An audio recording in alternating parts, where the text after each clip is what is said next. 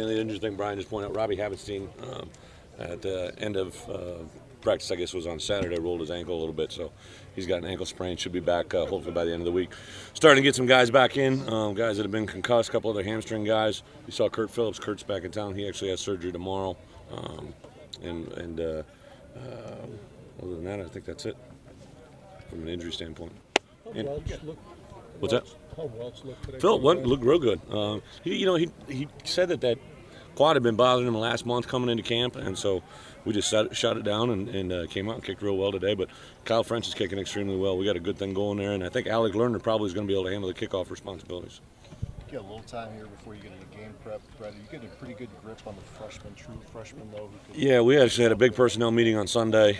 There's some guys that just by nature of guys being dinged up are getting a look, but I think on the defense side of the ball, there was a chance for Caputo. I think one of the corners, maybe Hillary, might have a chance at least to see where he's at, although Terrence Floyd had a great day down here on Scout, so he can definitely cover people. And then at the linebacker position, probably Landish, if any of the three freshmen. Nobody really at the defensive line. I think Jesse Hayes is going to be a really good football player. And then offensively, I think, Melvin more likely. We'd like to get a look. Freddie Willis just caught that ball there. Here's a kid who got up from the drill and his bone sticking out of his hand. He didn't flinch an inch and chomped at the bit to get back out here today. So I think Fred or one of the freshman wide receivers can mix in there, and then maybe Sam Harnison at the tailback or at the tight end position. Do you think this morning was one of the defense's better practices? It was. They had a lot of good tempo.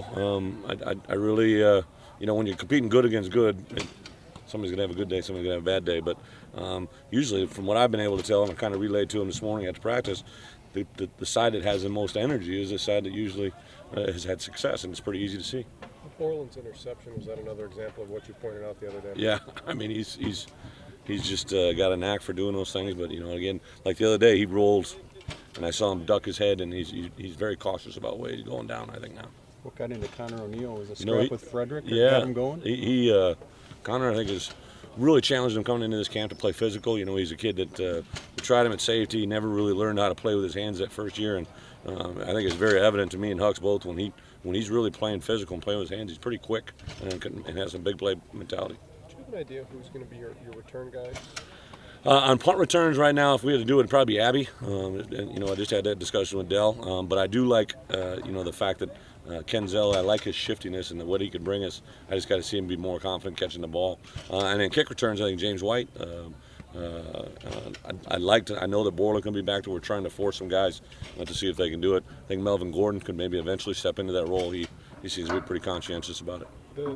The fact that it would be Abby over Kenzel and maybe James over Gordon, is it just the freshman? I think so. I'd hate for him to be the starting kick returner for the first snap of the college football season. I mean, it's just kind of an unfair thing to put a guy into, I think. Was the offense a little sharper tonight? Yeah, they were. I thought offense was noticeably improved. I think the more that Russell's around him, they just get more and more comfortable with him and in the huddle as far as checks at the line of scrimmage. And tonight they were very crisp. Kind of a little bit hard right now. We're so banged up. He's missing his right tackle.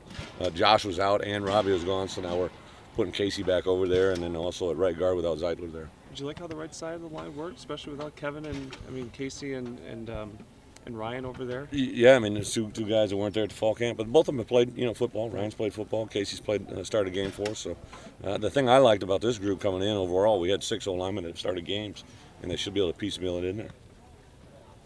Confidence that your red zone offense will be able to. We're working it. You did last year? We're working it. I think Russell, what he brings to the table. Paul's just kind of constantly molding what he can do. What I get excited about, as you can see, he has. If the answer's not there, he has the ability to make something out of nothing. When you're a defensive coordinator against a quarterback, everyone talks about his ability to run, right. But it looks like he's more comfortable pressing the line of scrimmage and letting staying active. Yeah. I agree 100%. Because the difficult thing about defending, in my opinion, you got running quarterbacks, and those guys are always you got to have it. But it's the quarterback that's in our system that has the ability to escape and make something happen. That's when it's really dangerous because you have to basically come up with a scheme to spy somebody or eye somebody or really make sure you contain responsibilities. Scrimmage Thursday?